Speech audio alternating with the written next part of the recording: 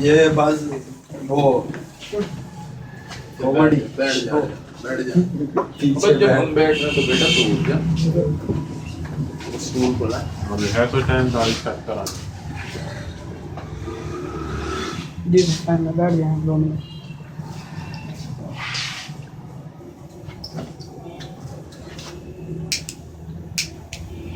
सर्दी जाए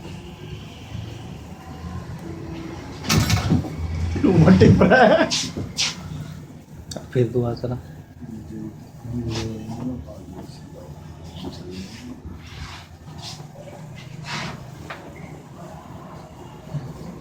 सब नदी नदी कटिंग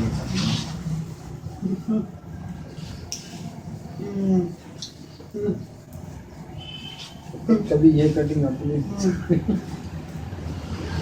बाहर से ये कटिंग कभी अपने सर की करवाओ बस तू ही चुप हो जाऊंगा नहीं हमें चुप ना करवाओ बस भाई यार कच्ची वाली सोटी भी पड़ी है यहाँ पर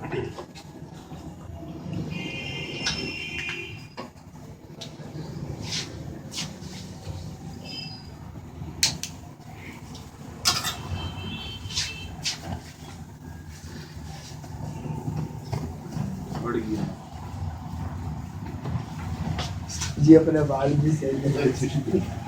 तू भी ऐसे ही करवा ले मैं तो इससे कर रहा हूँ